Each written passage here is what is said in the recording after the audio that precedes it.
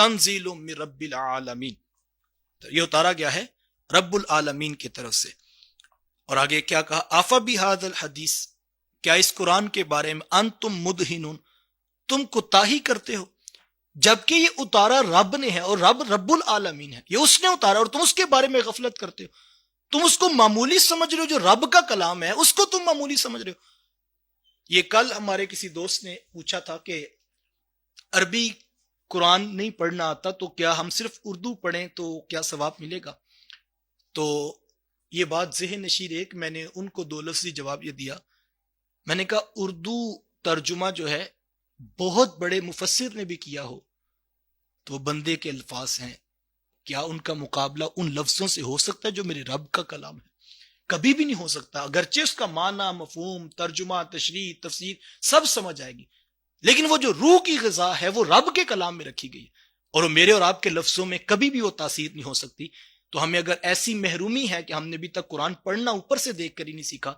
تو یہ کوئی بہت مشکل کام نہیں ہے، 1-2 ماہ میں آپ اس کو سیکھ سکتے ہیں، اس کی کوشش کرنی چاہیے۔ ہاں یہ ہے ایک رکوع کی تلاوت کر لینے کے بعد آپ اس کے بعد غور و خوض کریں، قرآن مجید کا ترجمہ سیکھیں، اس کی تفاسیر پڑھیں،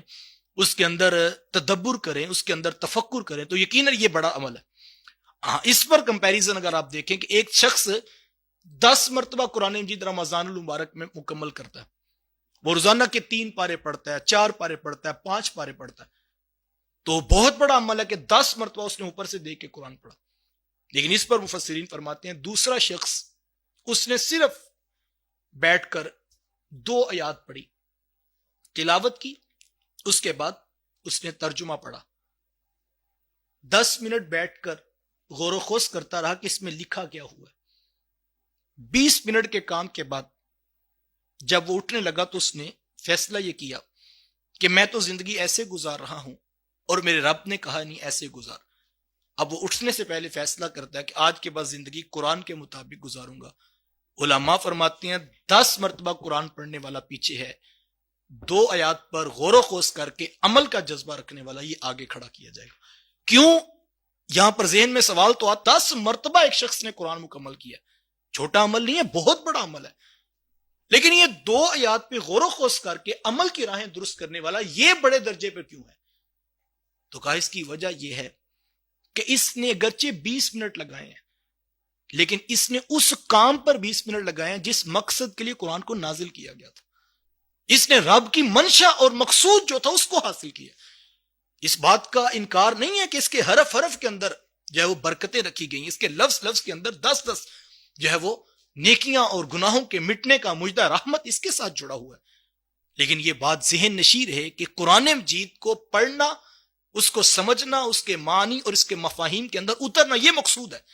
اور اگر ہم نے یہ حاصل نہیں کیا، ہم صرف جو پڑھتے ہوئے گزر کے ساری زندگی،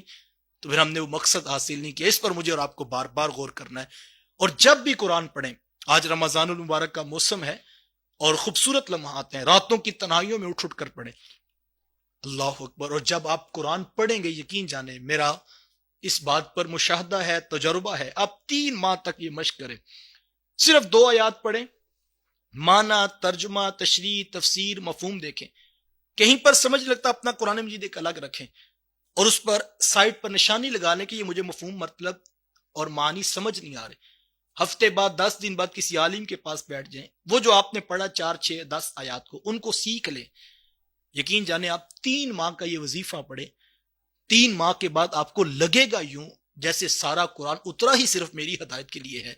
اور جہاں پر آپ پھنسیں گے زندگی کے معاملاتوں، ازدواجی زندگی کے معاملاتوں، کاروباری زندگی کے معاملاتوں، معاشرتی زندگی کے معاملاتوں، آپ کی روح کی بیماری ہو، آپ کے بدن کی بیماری کا مسئلہ ہو، ایسے لگے گا جیسے انگلی پکڑ کر قرآن آپ کو رستہ دکھا رہا ہے۔ اور یہ ہو بھی کیوں نہ، میرے حضور نے فرمایا تھا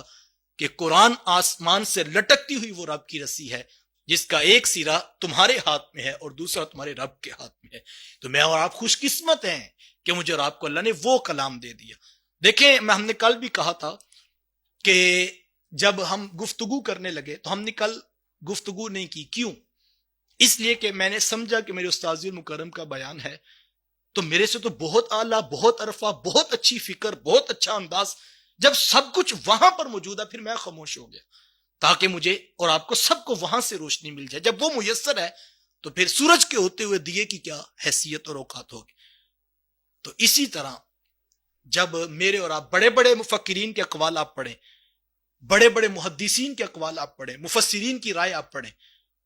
آپ بزرگان دین کے اقوال پڑھیں، آپ صحابہ کے اقوال لے لیں، آپ تابعین کے اقوال لے لیں، لیکن یہ یاد رکھیے یہ ساری بندوں کی باتیں ہیں.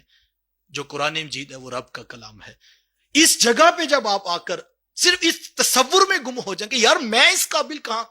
کہ میں اپنے رب کا کلام پڑھ رہا ہوں، اور یہ تصور انسان کو نشہ دینے لگتا ہے اور دل میں سکون اترنے لگتا ہے. اور علامہ اقبال علیہ رحمہ اسی لیے فرمایا کرتے تھے کہ جو شخص صرف اوپر سے دیکھ کے بھی قرآن پڑھے، کہا اس کے دل کا تعلق اللہ تعالیٰ اپنے رسول کے دل اقدس کے ساتھ جوڑ دیتا ہے، چونکہ یہ حضور کا کلام ہے، یہ رب کا کلام ہے. اور حضور علیہ السلام، اور میں یہ کل کہہ رہا تھا کسی دوست سے کہ ایک تو یہ رب کا کلام ہے، اس کی یہ چاشنی ہے کہ یہ رب کا کلام ہے، لیکن ایک اور بات اس میں کتنی خوبصورت ہے. اللہ اکبر. الحمد کی الف سے لے کر والناس کی سین تک، یار ہم غور کریں، اس کا ایک ایک حرف محبوب کی زبان سے نکل کے آیا ہے. ایک تو رب کا کلام ہے، اور دوسرا یہ وہ لفظ ہیں جو محبوب علیہ السلام کی زبان سے نکلے ہوئے ہیں. اللہ. اور قرآن بنتا ہی تب ہے جب محبوب کی زبان سے نکلے.